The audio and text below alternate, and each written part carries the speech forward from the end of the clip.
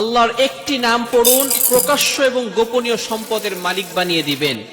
এটা আমি বলছি না, আলী রাদিয়াল্লাহু তাআলা আনহু বলেছেন। কানজুল উম্মালের 975 নম্বর হাদিসের ভিতরে আসছে, হযরত আলী রাদিয়াল্লাহু তাআলা আনহু বলেছেন, যদি কোনো ব্যক্তি অলওয়েজ আল্লাহ তাআলার একটি নাম পাঠ করতে পারে, তাহলে আল্লাহ পাক রব্বুল আলামিন তাকে প্রকাশ্য এবং গোপনীয় সম্পদের মালিক বানিয়ে দিবেন। প্রকাশ্য সম্পদের মালিক মানে হচ্ছে আল্লাহ তাআলা আপনাকে সম্পদ দান করবেন, আল্লাহ তাআলা আপনাকে গাড়ি বাড়ি দান করবেন। এবং গোপনীয় সম্পদ মানে হচ্ছে আল্লাহ তাআলা আপনাকে সুস্থতার নিয়ামত দান করবেন। আখিরাতে আল্লাহ তাআলা আপনাকে বিপদ আপদ থেকে হেফাজত করবেন। অর্থাৎ যে ব্যক্তি আল্লাহ তাআলার এই একটি নাম পড়তে পারবে, আল্লাহ তাআলা তাকে 4টি পুরস্কার দিবেন। কয়টি পুরস্কার? 4টি পুরস্কার। 2টি পুরস্কার আল্লাহ তাআলা দুনিয়াতে দিবেন এবং 2টি পুরস্কার আল্লাহ তাআলা আখিরাতে দিবেন। দুনিয়াতে যে 2টি পুরস্কার দিবেন, এক নাম্বার হচ্ছে তার অভাব আল্লাহ তাআলা দূর করে দিবেন। আপনি অভাবে আছেন, কষ্টে আছেন, আল্লাহ তাআলা আপনার অভাব দূর করে দিবেন। আল্লাহ তাআলা আপনাকে কারো প্রতি মুখাপেক্ষী বানাবেন না। একটা কাঁচা মরিচের জন্য আপনি কারো কাছে যাবেন না। যদি আল্লাহ তাআলা আপনাকে সম্মান বাড়াতে চান, এক নাম্বার হচ্ছে আল্লাহ তাআলা আপনার অভাব দূর করে দিবেন। নাম্বার 2, দ্বিতীয় নাম্বার হচ্ছে আল্লাহ তাআলা আপনাকে সমাজে প্রতিষ্ঠিত করবেন।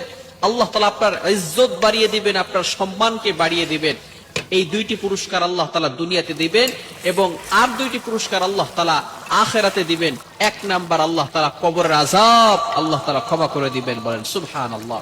এবং দ্বিতীয় নাম্বার পুরস্কার আখিরাতে দিবেন, সেটা হচ্ছে আল্লাহ তাআলা বলবেন, উদখুলিল জান্নাতা বিরহমাতি, go to the paradise with my mercy, আমার দয়ায় তুমি জান্নাতে চলে যাও, বলেন সুবহানাল্লাহ। এই 4টি পুরস্কার দিবেন। দোয়াটি হচ্ছে একেবারে ছোট্ট, আল্লাহ তাআলার নাম লা ইলাহা ইল্লাল্লাহুল মালিকুল হাক্কুল মুবিন।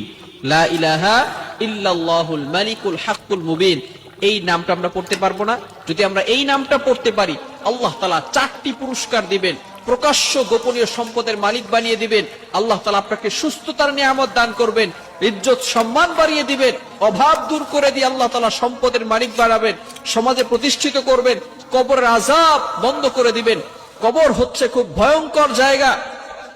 মানুষ যখন ইন্তেকাল করবে, মৃত্যুবরণ করার সাথে সাথেই আল্লাহ পাক রব্বুল আলামিন মুসলমানদের জন্য এমন একটা বিধান দিয়েছেন, ওইখানে তাকে দাফন করা হবে, কবরস্থ করা হবে।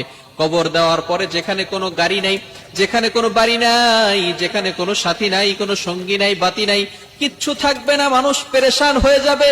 যখন সকল মানুষ তাকে দাফন করে চলে যাবে, এমন সময় 2জন ফেরেশতা মুনকার নাকির আসবে। আসার পরেই তাকে জিজ্ঞেস করা হবে, মার রব্বুকা, তোমার রবকে, ওমা দীনুকা, ওমান নবিয়ুকা, তোমার নবীকে, আতারিফু মান হাদার রাজুল, do you know this person, এই লোকটাকে চিনো? এই 3টি প্রশ্ন করা হবে। যারা এই 3টি প্রশ্নের উত্তর দিতে পারবে, তাদের কবরটাকে আল্লাহ তাআলা জান্নাতের বাগান বানিয়ে দিবেন।